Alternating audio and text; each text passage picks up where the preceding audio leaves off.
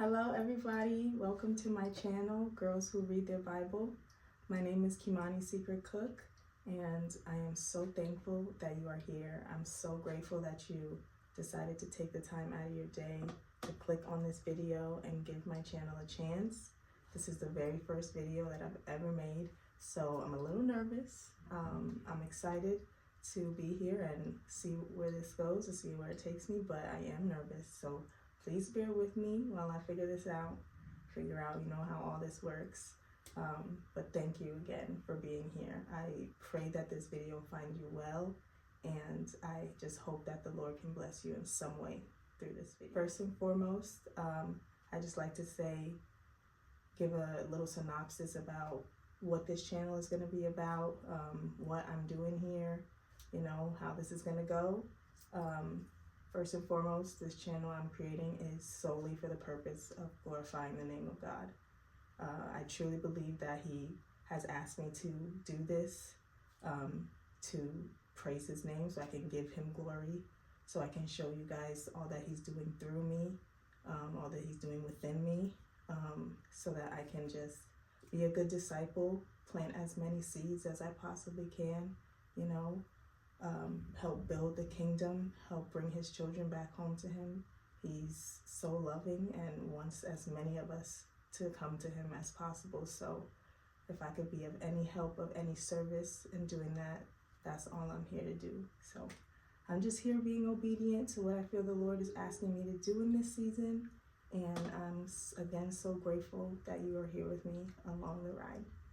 So without further ado, let's get into the testimony. Also, don't mind me if I'm looking down. I have some notes down here just so I don't forget anything, but I'm locked in. I do think that it is very interesting that the first video that the Lord has me making is a testimony video. It kind of seems like most people wait a few videos in until they make this, just so people can kind of get to know them a little bit more, maybe, I don't know. But again, just being obedient. So here I am making my testimony video. I do know that through me watching other people's testimony videos, it has helped me to, get a little bit of a deeper understanding of His character and the ways that He's shown up for other people and how He's helped them through their mess, like He's helped me through my mess. So I know that this video is very purposeful.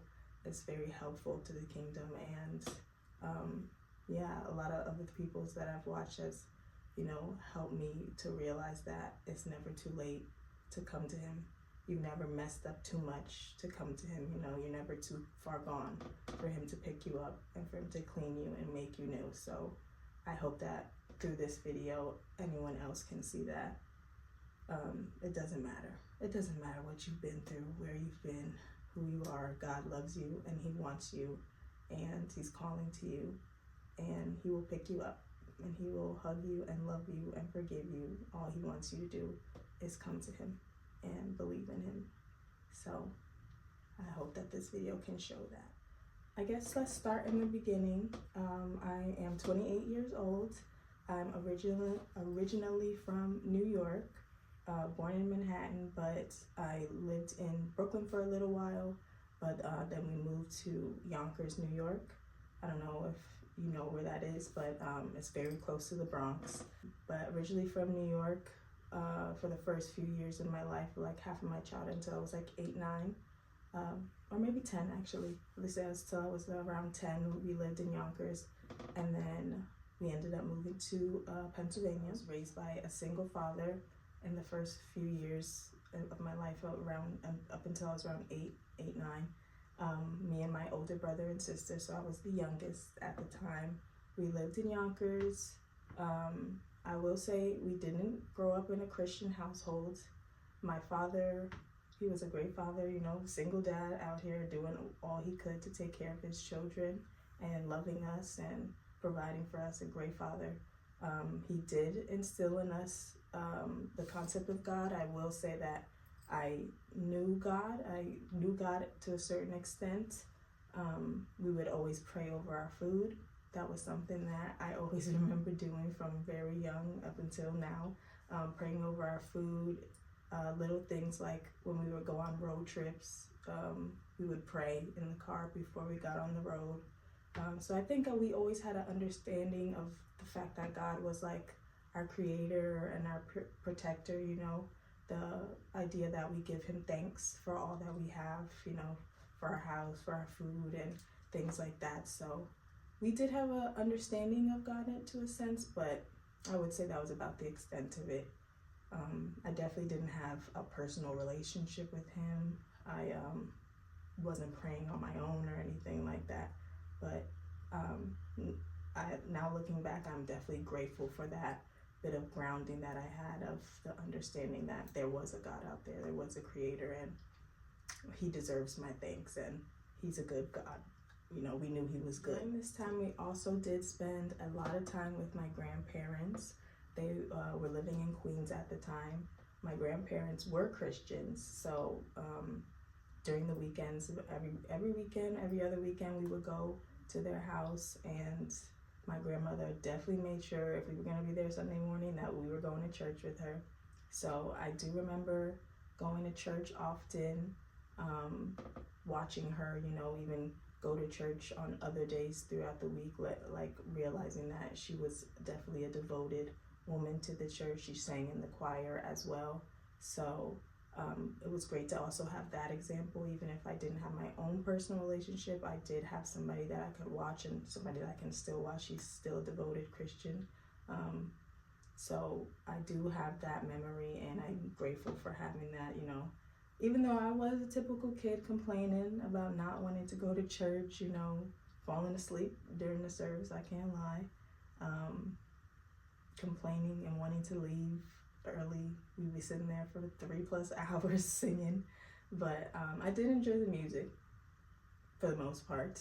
But I do know that even though I was in church with her often, it wasn't like I was really understanding what was going on. I don't think I was really following the sermons or anything, but I think even still, God having us in church from a young age, even if it wasn't every weekend, still having us there and having an example of a grandmother and grandfather who were Christians and who devoted their lives to him was a mercy of God to have that example in our life. So I'm grateful for what my father instilled in us and for what my grandparents instilled in us. But that was about the extent of my religious background when I was young. I also did want to throw in there that, it's kind of all over the place, sorry, but I did want to throw in there that I do remember from a young age having a lot of sexual desires, if that's the way to put it. I do remember masturbating from a young age, and when I really think about it, I can't really pinpoint a place where it started or how I came into this knowledge or understanding, but I do know that I was definitely sexually curious from a young age.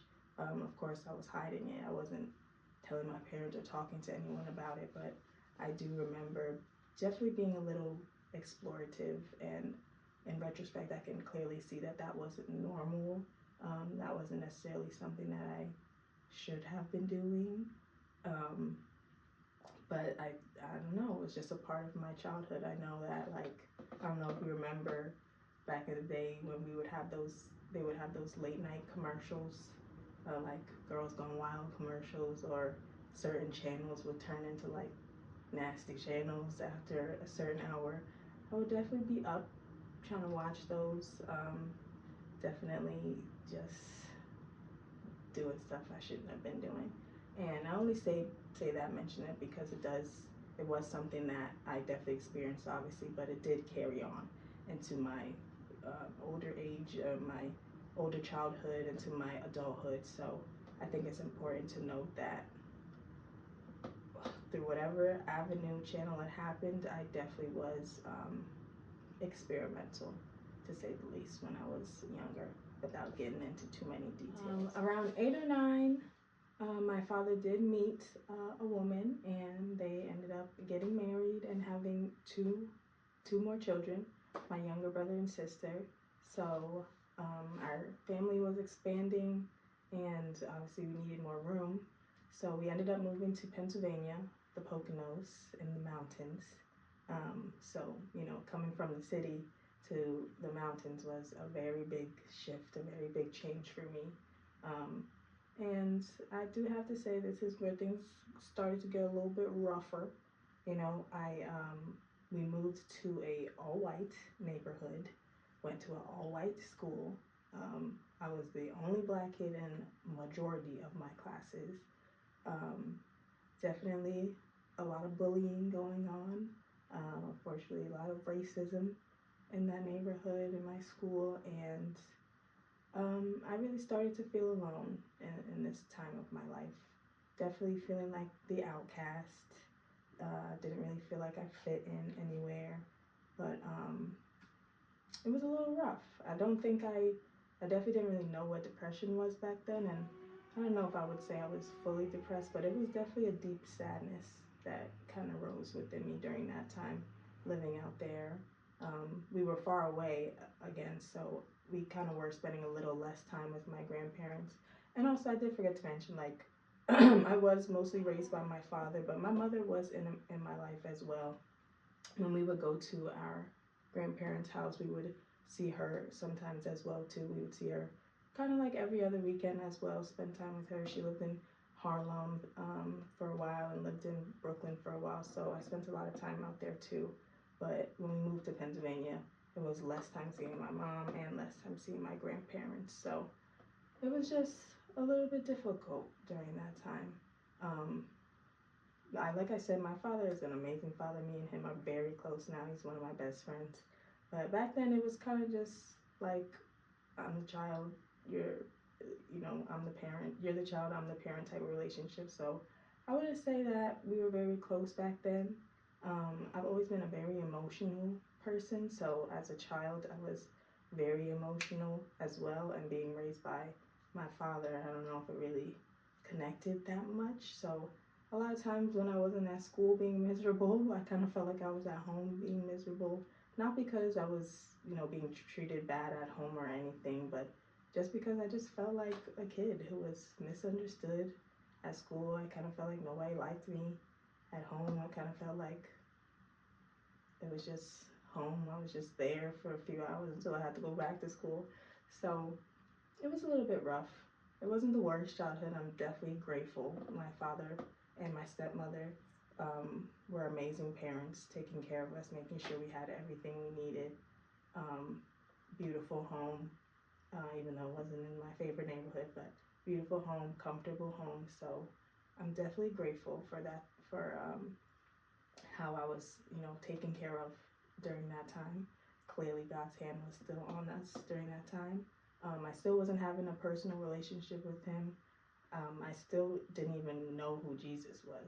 I didn't mention that before either, but I knew God. I knew who God was, but I had no understanding of Jesus or who he was and what he did and what he came to do. So no personal relationship with the Lord, but definitely a good childhood. Just emotionally, it was rough. School was rough. But yeah, after that, I turned 18 and decided to go to Arizona State for college. And unfortunately, it was very similar to my middle school, high school, elementary school experience. Like, Arizona State is one of the largest colleges in the country, I believe, still, if it still is, but it was huge, a huge school, but still very, I thought it would be diverse, it being such a huge school. I thought it would be way more diverse than it was. It was still very much it was largely international, but also largely white at the same time.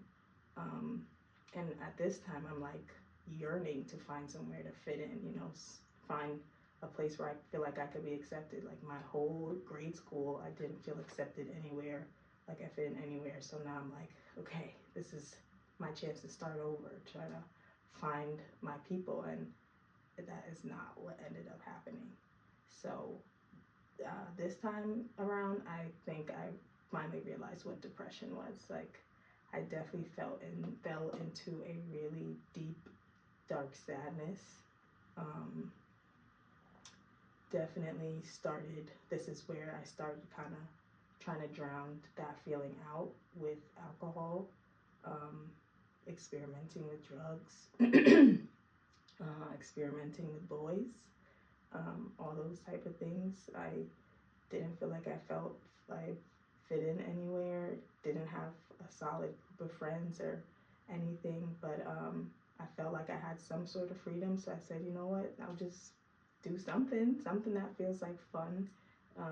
So yeah, I ended up linking up with this group of students. One of the girls that I met, who is still my really close friend to this day. So I'm grateful we found each other. But we definitely found each other in a place where we both were kind of like, we're kind of miserable. So we found each other and just started partying a lot, drinking a lot, um, doing more things we shouldn't have been doing. Um, I wasn't, you know, failing any of my classes or anything, but I definitely was just kind of coasting by, just kind of making sure I was getting okay grades. But yeah, definitely spiraling down into a path of a little bit of destructive behaviors, definitely building some behaviors that lasted longer than they should have. Partying every weekend, drinking every weekend, even during the week sometimes, trying those party drugs, psychedelics, like I said, doing stuff like that. So, also when it comes to the boys part of it, I think like when I was in grade school, I was the little ugly black girl in my school, so nobody was checking for me, nobody was looking at me. But I did like boys, of course. Like I always, and I, like I said earlier, I had this sexual thing going on inside me, so I did yearn to like want to be liked by a boy. But since I never had that in grade school, when I first got any type of taste of that in college, it was like, oh, bet we going crazy. So I kind of was wild. I began to become very promiscuous. My first year of college, I actually was a virgin still, and I ended up getting through my whole first year of college as a virgin, but there was still definitely experimenting and, you know, being promiscuous at the same time. So that's kind of where that started, and kind of just snowballed up until now, until Jesus saved me. But yeah, that's where definitely college is where a lot of my destructive behaviors had started, and where my depression hit. So after my first year, I was really, really begging my dad to let me leave. I didn't want to go back for a second year. I didn't care about getting a degree. I didn't want to stay there. I was so sad. I was so miserable. But my dad was just like, try it out. Just go back for your second year. See what happens. You might like it, might get better, you know. Obviously, he, you know, wanted me to finish, wanted the best for me. Didn't want to waste his money either, but, you know, wanted me to stick it out, and see it through. So I did end up going back for a second year.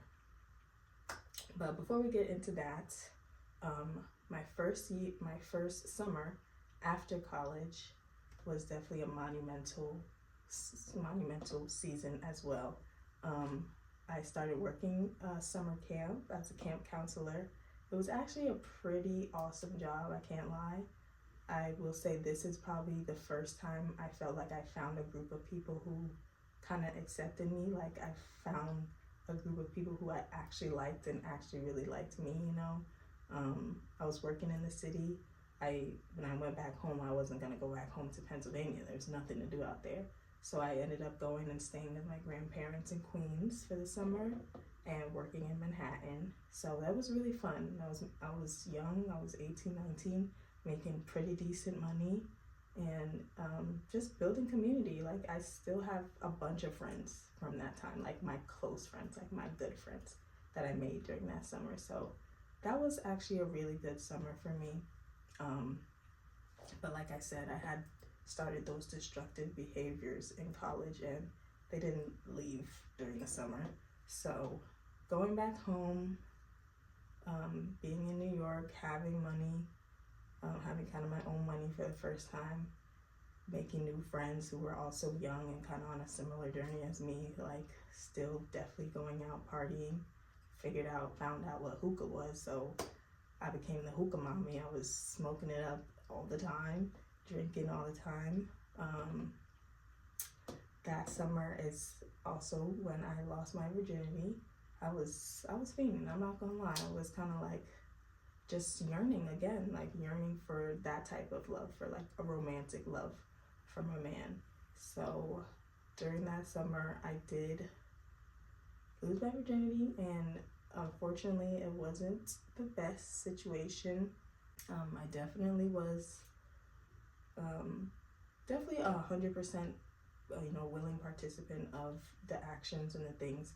I will say there was just a bit of coercion to an extent. Like, I definitely allowed his persistence to allow me to influence my decisions.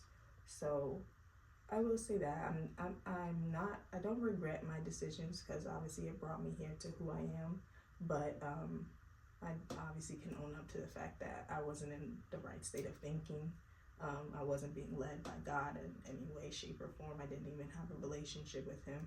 But it was difficult. It was a difficult situation, because after I lost my virginity to him, I kind of felt connected to him in a way, not knowing what that meant, what that was, laying down with somebody, not knowing that you're making a bond, a covenant with somebody, with your body. So definitely after that, I felt like, well, you should basically be mine, like we should be together, or just feeling emotionally connected to him when he had no type of emotional connection to me. But that was just the state I was in, and it was rough, because like I said, he wasn't the nicest guy, I pray for him. Bless his soul. I hope he's doing better. I hope he's doing well. But he was just trying to get what he could get. He didn't care. He was unfortunately sleeping with a lot of other girls that worked that summer camp as well. So he was kind of just out here. I will say also that this summer was the first time of me experiencing a sort of sexual assault. I don't know if I'm fully ready to get into all the details yet, but I do think it's important to say, because now in retrospect, my spiritual maturity now and my knowledge, I can now in retrospect see that my promiscuity from a young age and my sexual desires that kind of came from a not good place, even though I don't know where it started, but it kind of led into me dealing with a lot of sexual things throughout my growing up. So even me losing my virginity to a man who was sleeping with a bunch of other women, didn't care anything about me, and then leading into me having an unfortunate assault experience with somebody who also worked at the summer camp. Now I can clearly see that there was a pattern going on. There were things kind of out of my control in a way. Like, of course, I was a part of the experience, but just that there was something on me, that sexual demon, to be honest. Like, there's a lot I've had to repent for, a lot I've had to pray about and try to break up off of me, but there was definitely a energy on me for a long time. This was only the first experience that I had with a sexual assault. So that's just a part of the testimony. We've moved out of that since then, thank God, by the grace of God. But I will say, my first summer out of college, I dealt with that. So there was a lot on my heart, on my mind, and like I said, I was already a very emotional person, so none of that helped. So after that was towards the end of the summer. Ended up going back to school, like I said, to try to give it a second chance, see if anything got any better, and it didn't. It didn't. just went back to hang out with the same group of people I was hanging out with the first year. They were cool kids, but they wasn't caring about school either. I'm pretty sure most of those kids didn't graduate either. I didn't graduate either. After the second year, I was like, I'm out of here. I'm done with this. So yeah, I went back for the second year. Ran into another experience with sexual assault, and unfortunately that year I was raped during that year of school. Like I said, I was experimenting with drugs, so one night we had gone out, I had tried Xanax, and I don't even know why we did that. Like, Xanax is not even a party drug. It kind of like makes you forget, and we were already drinking, so the mix of the two was definitely not a good concoction, but it knocked me out. It knocked me out, and I didn't remember anything. Like, I wasn't awake, I wasn't coherent, I wasn't any of that. And the next morning I had to ask my friend to ask the person if we had slept together, because I didn't know. I was knocked out. So yeah, I look back now and say there was a spirit on me. That was unfortunately not the last time, but there was a spirit on me that was definitely trying to control my body, had control of my body in a sense, and I definitely wasn't making any of the best decisions to try to even take myself out of those experiences, but the Lord brought me through. That's all I can say, is that I'm here today, and the Lord brought me through that. That was my last year at that school, especially after that happening. I definitely didn't want to go back. I don't think I ever even told my father about that, or anybody really in my family about that. My friend knew, as we were part of the same friend group, but I didn't really tell anyone about that. But I just know that after that, I was like, Dad, I'm not going back here. I even promised him, like, I'll go to another school, please. I'm just not coming back here. I definitely was not about to go to another school, but that's what I told him, and it worked, because I didn't have to go back the next year. So yeah, that was the end of ASU. My second year, after my second year of college, back in the city for the summer, back working the same job, summer camp as camp counselor for my second year. That guy from the previous year was still working there, unfortunately, so still running into him. Like I said, I was definitely still had a weird connection to him even after leaving after that summer, going to college for a whole year, still coming back, having this weird type of attachment to him. Of course, now we know about soul ties and things like that, so definitely still having a strange attachment to him, even though I knew he wasn't a nice guy. He wasn't a good guy for me. But trying to get out of that, but still staying in it at the same time, you know, how us women do. So definitely dealing with that, amongst being promiscuous even outside of him, still being more promiscuous with other men. Just really wild and just kind of hard to talk about, honestly. Like, I was really in these streets, and it didn't get any better. Like, it really didn't get better for a long time. Still drinking, still partying. I had a lot more friends by this point, because this previous summer I had made friends, came back the next summer, had the same friends, made more friends. We were all the same age, doing the same thing, so still going out, still drinking, still hooking it up, not thinking anything of it. I definitely still didn't have a relationship with the Lord. I was just kind of living how most people think you're supposed to live in the world, just doing whatever I thought I wanted to do, thinking I was free, thinking I had freedom. You know, I'm a young adult with my own money, just being young and wild and free.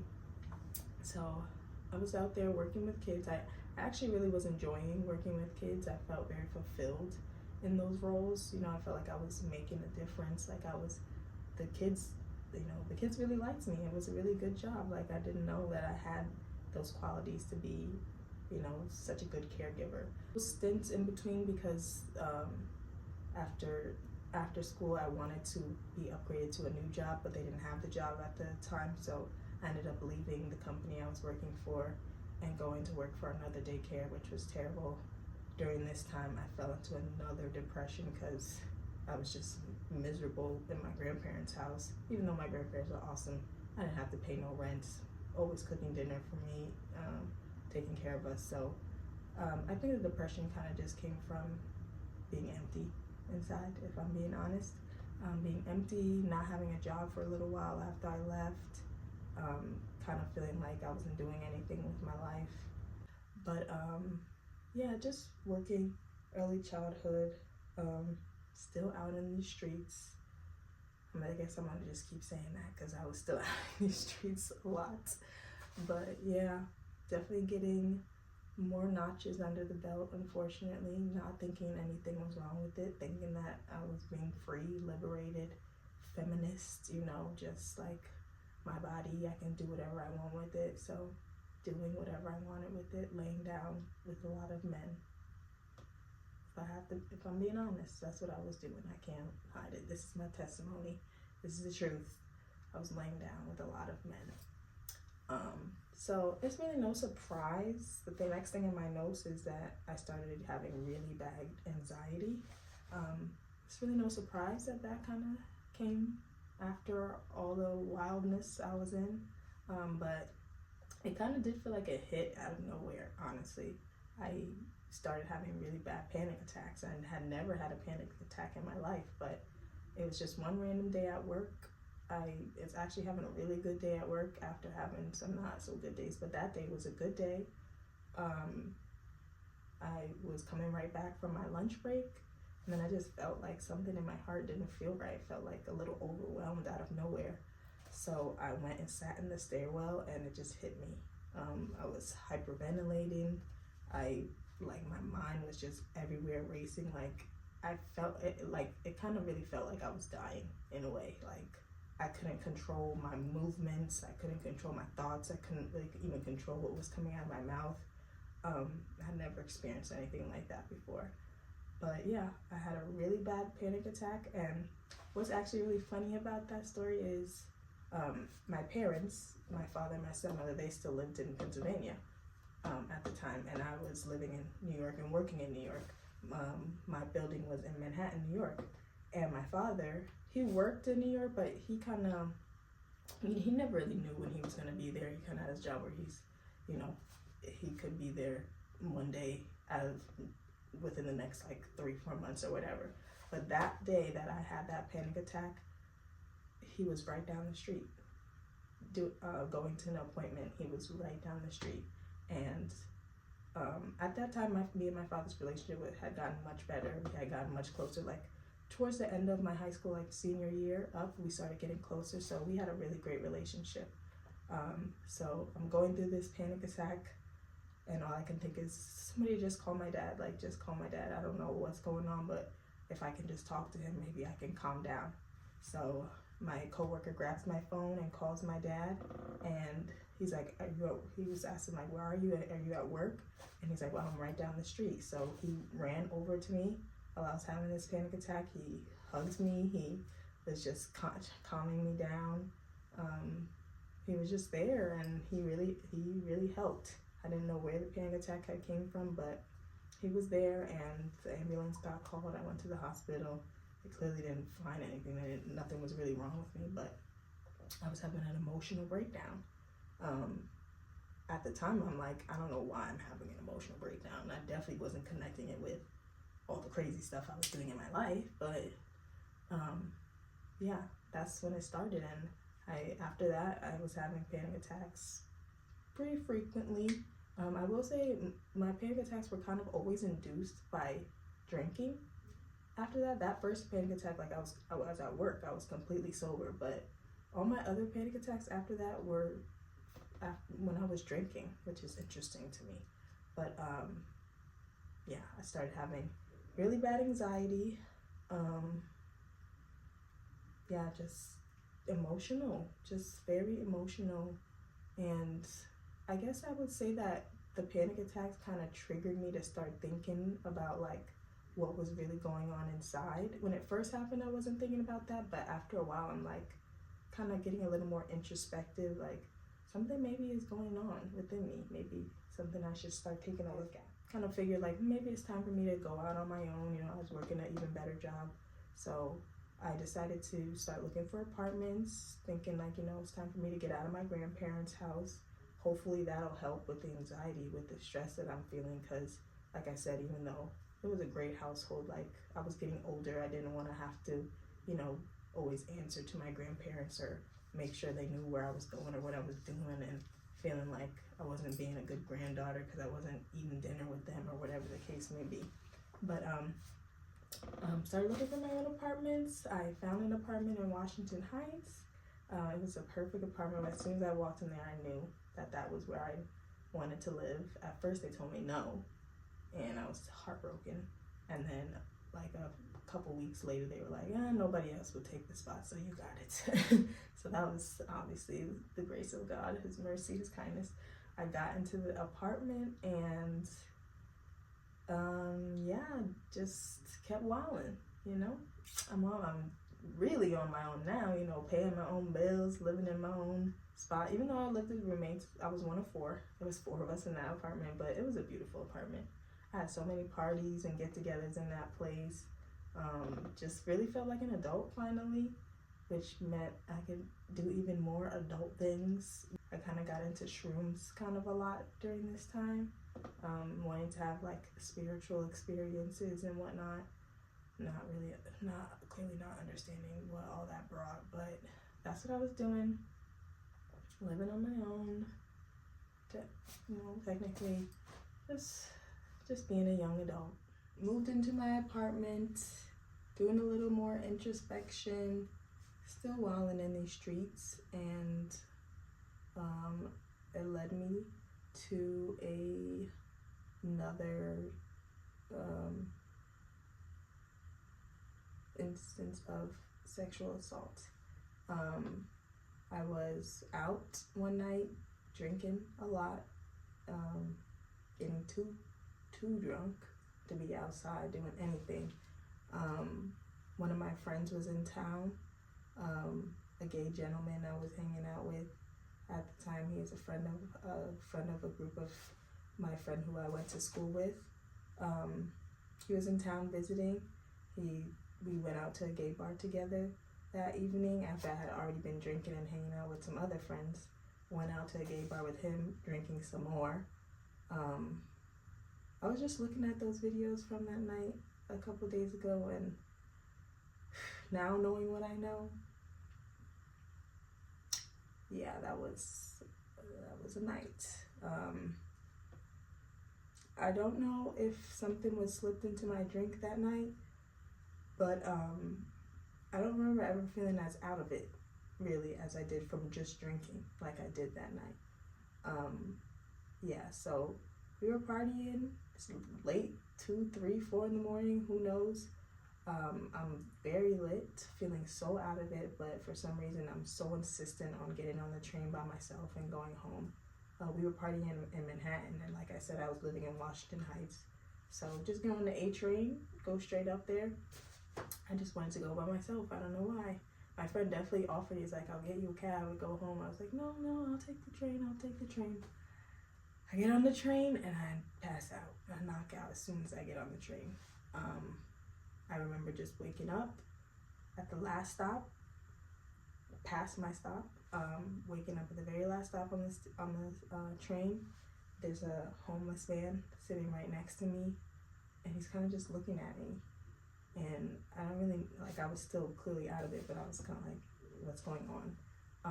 Next thing I know, I just hear the cops. The cops are on the platform. They come into the train and they're asking me, do you know this man? Do you know this man? I'm like, no, I don't even know what's going on right now. And they're just asking me, like, did he take anything from you? Did he do anything from you? And I'm just like patting my pocket to see. And like, I don't have my phone. I think he took my phone. So they grab him. They find my phone in his pocket. They're walking him out, and then they're walking me, and they're telling me, like, we're gonna go to the station, or we're gonna just get a report, write this out. And I just remember like something just feeling not right. Like, I'm pretty sure that man touched me. I just could feel it. I feel like even while I was knocked out on the train, I was out of it and I felt like very groggy, like I was drugged, but I remember the feeling of feeling touched. And yeah, he definitely took my phone and took another part of me, unfortunately. I was bawling my eyes out. I was going through it, Lord God, I was going through it. Jesus, I had to go to court and all that. We don't gotta get into all the details, but that's just to say, this was what, my 4th or 5th experience with sexual assault, rape experience. So yeah, just to say that there was a heavy spirit of promiscuity, just a dark spirit over my body, one that I do believe God has set me free from now. I've had to pray, like I said, and repent and break the chains of any evil agreements that I've come into from laying down with these men, any evil agreements that I came into before when I was a child that I might not even know that I came into. I've been asking the Lord for clarity, because clearly all these experiences is not normal. It's not just, that just happens. Like, yeah, the devil had an attack on me, but through the blood of Jesus, we are saved. Fast forward a little bit, living in the apartment, and then 2020 comes around. 2020, we all know what happened. 2020, the pandemic, a lot changed in the world, and definitely a lot changed in me. I said earlier that around like mid 2019, late 2019, I was starting to do more soul searching, trying to really figure out what was going on within me. And 2020 is where that really came to a head. I think the pandemic starting, I got laid off from my early childhood job, so I wasn't working anymore. A lot of people weren't working, of course, but I was home a lot. And I feel like, I don't know, I just felt like this is a time where I really need to make some big changes, really start doing some things, like really trying to get better, become a better person. Like, I was really starting to think about how I can be a better person. Now the avenue I took to do that, you know, we're gonna get into it, but God is gracious and God is merciful, and I can only say that through this process I really know for a fact and understand Romans 8:28, like God will truly work everything out for those who he loves and are called according to his purpose. Like, even though I had to go through this avenue towards finding him, he was with me the whole time, the whole entire time.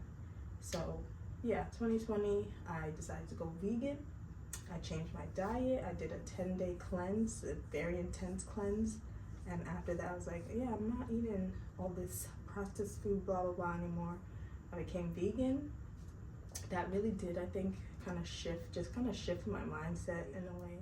Started getting into new age spirituality, all the things, the astrology, the crystals, tarot cards, sage, manifesting, opening my chakras, all the things. New age spirituality mixed with witchcraft.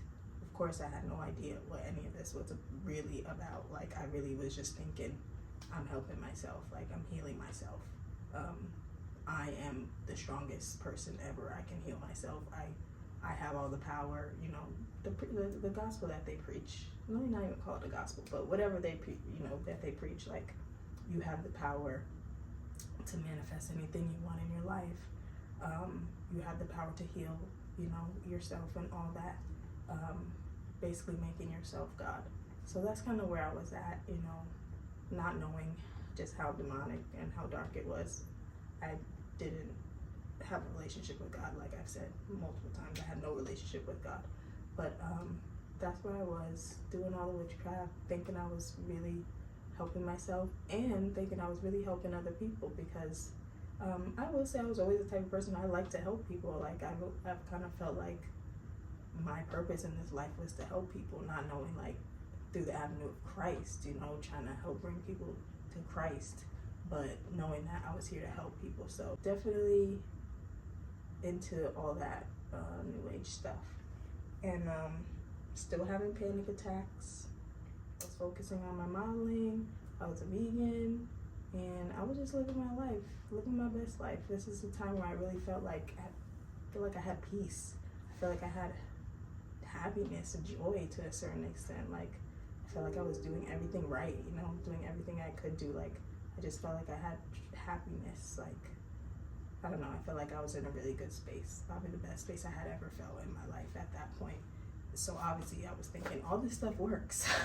The crystals work, guys. I've been depressed, I've had anxiety, I've been empty for years, but now I feel whole and I feel good. So if it's working for me, y'all need to be doing it too. That's the type of time I was on.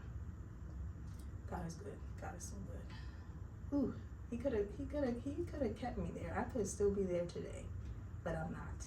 He snatched me up out of that because I was going down a dark path. Now I know, of course, through reading my word, through praying, through having intimate relationship with him, all those things I was in, all the things that I was into, they were all demonic.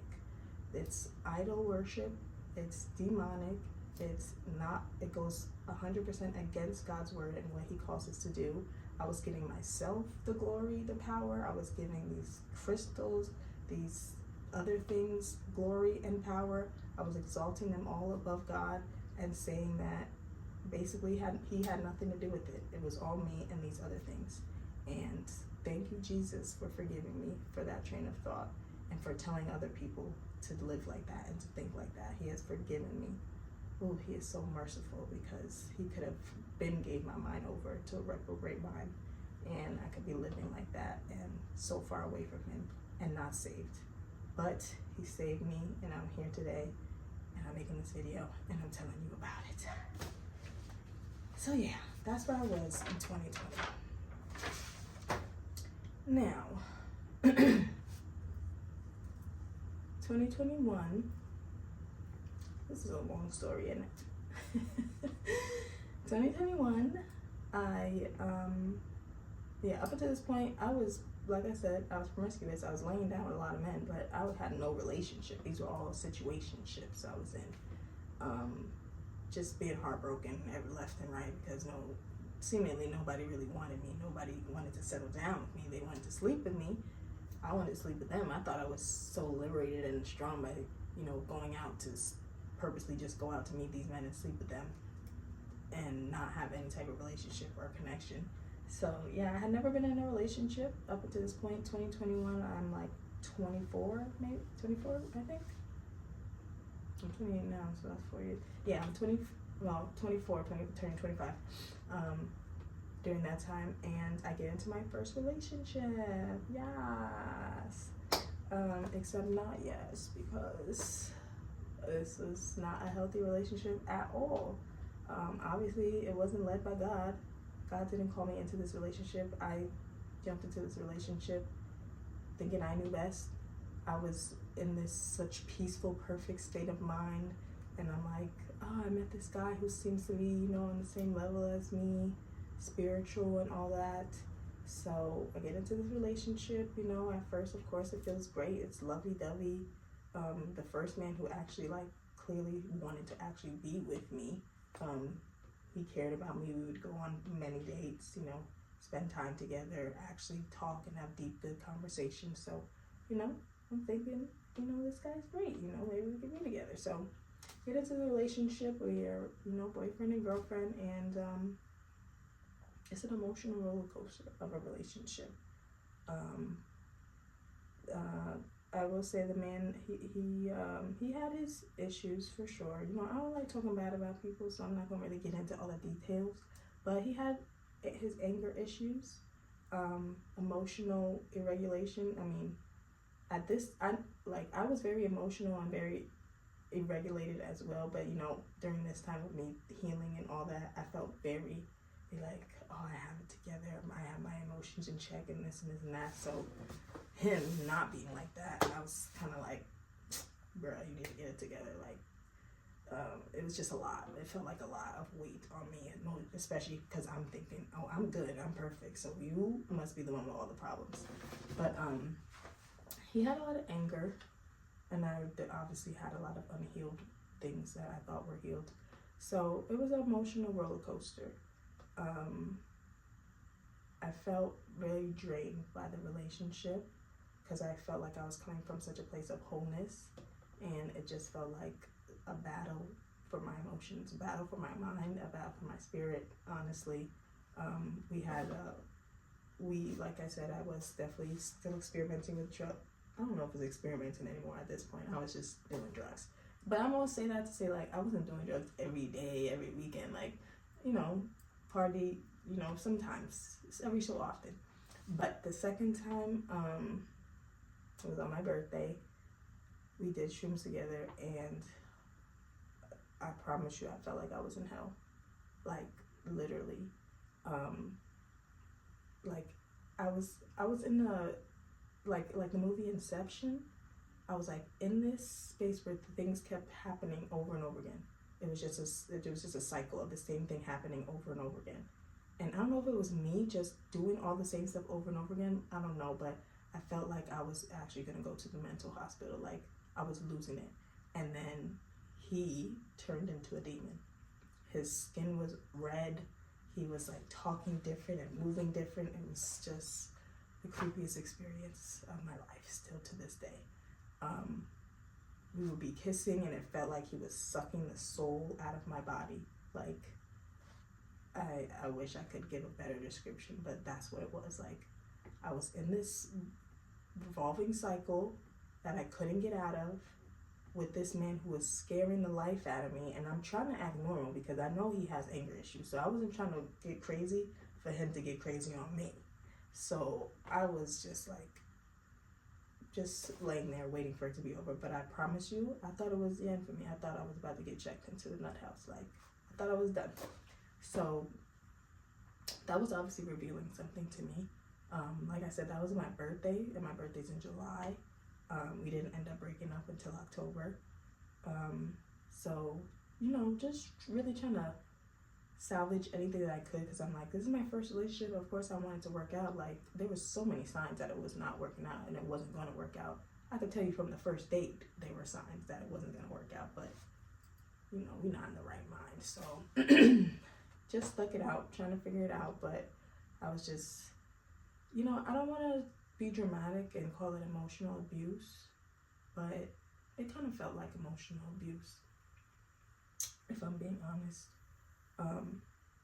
So it was a rough relationship, and like I said, I felt so whole, and then I left that relationship feeling completely empty.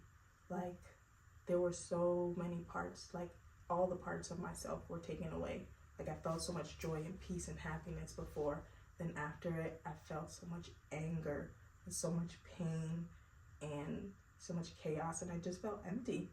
I really did. I felt empty and I felt angry. So that's where I was, like, and I was devastated because I felt so good before that. So I was just in a place where I just was hurting. I was angry at the world. Literally, I was angry at the world. Like, I would want to fight people. Like, any little thing anybody did, I was just filled with anger. And I had, my own dealings with anger before that, but I had never been that angry before. So I knew it wasn't me, It wasn't just my natural state of being. It was kind of like, this is something that I took on after this relationship.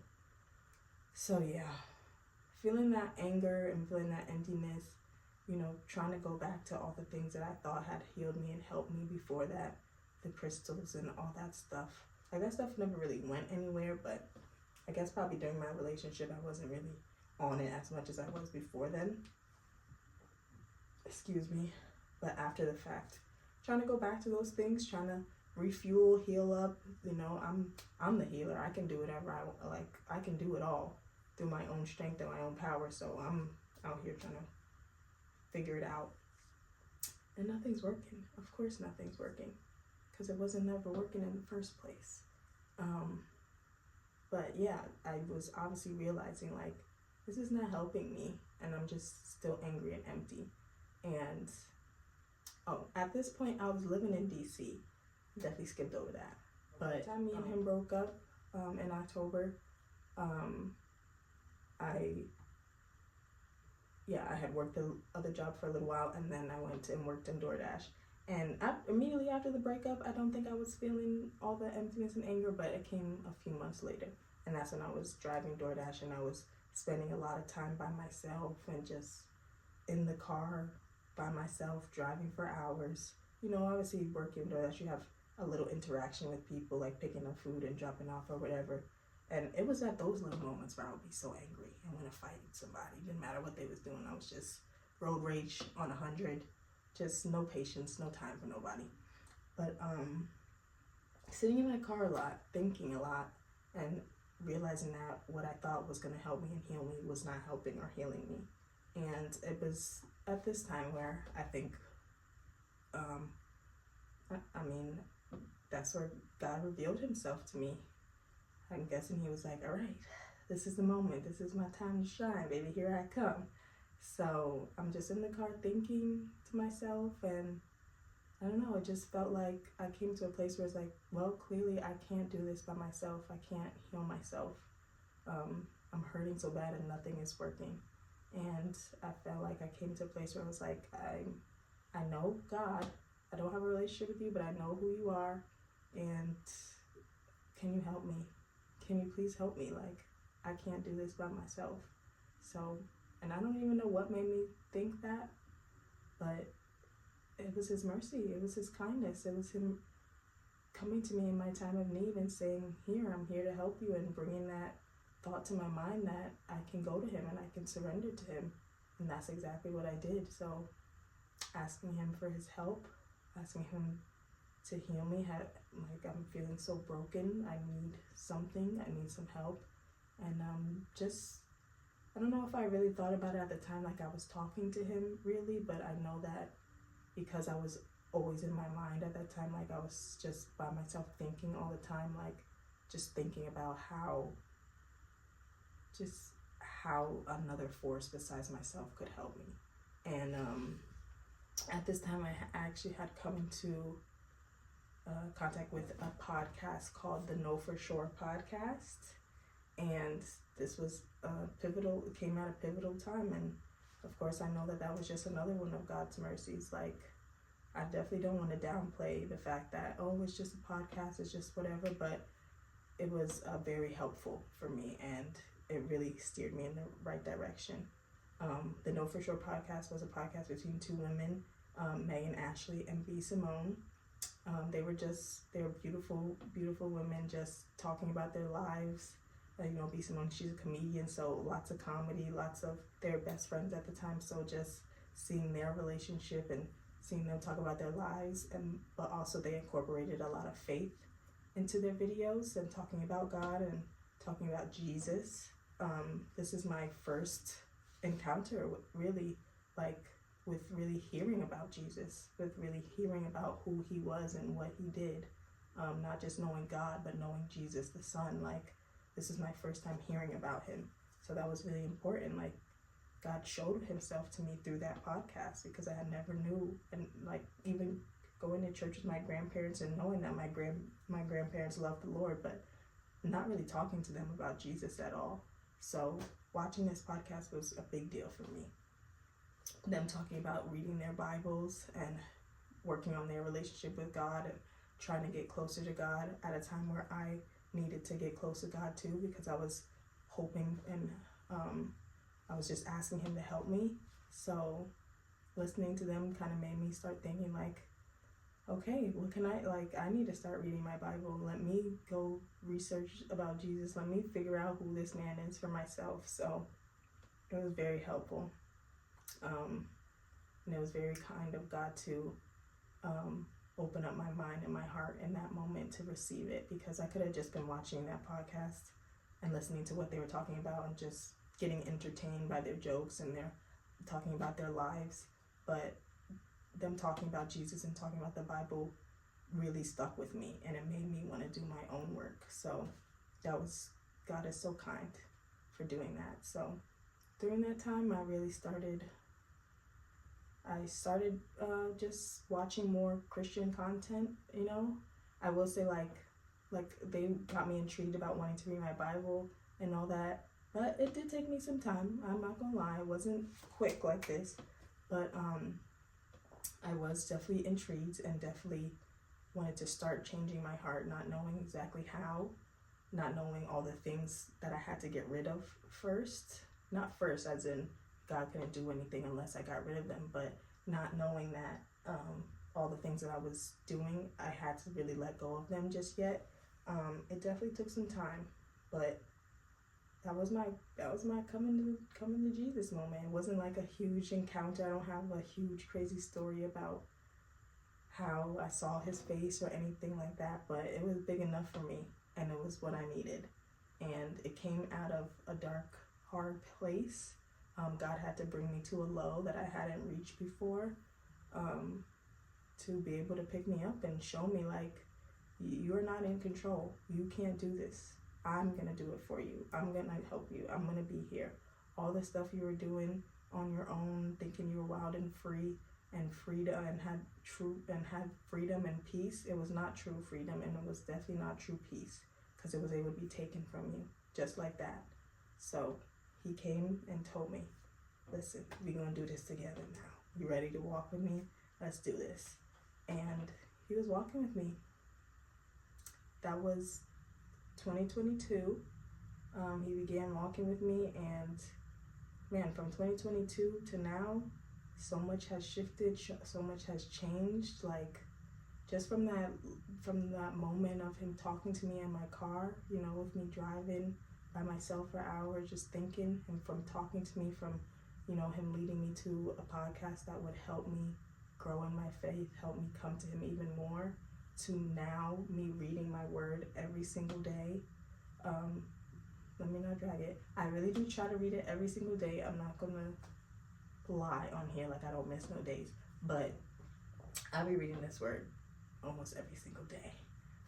But me praying every day, me going to church now, me building community with other believers now, me starting a Bible study at my church, me being in Bible study with my other sisters, me truly just surrendering my life to him. Like, from that time to now, it's been such a 180.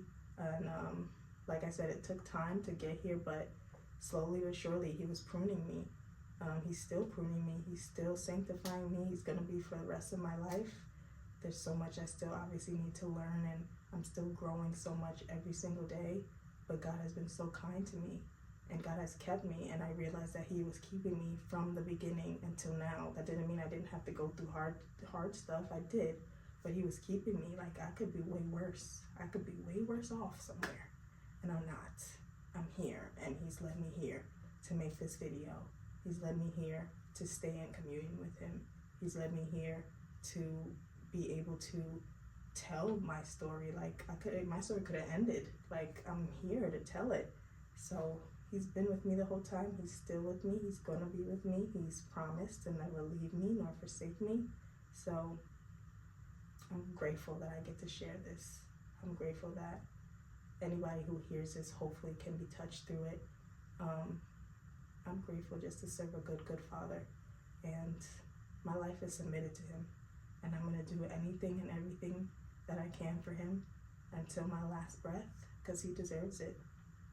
Like, I don't deserve any of the things he did for me and doing for me, but he's doing them anyway because he loves me, and he loves you just as much. And I just urge you, if you haven't given your life to Jesus yet, it's the best thing that you could ever do for yourself. It's the best thing you could ever do for yourself. Like, if you want to know what true joy and peace is, like, I still be going through it. I'm going through it right now in my life, you know? It's hard. Life is not easy. And the Lord did not promise us that we would not suffer. We will suffer through this process, but I have peace. I have true peace.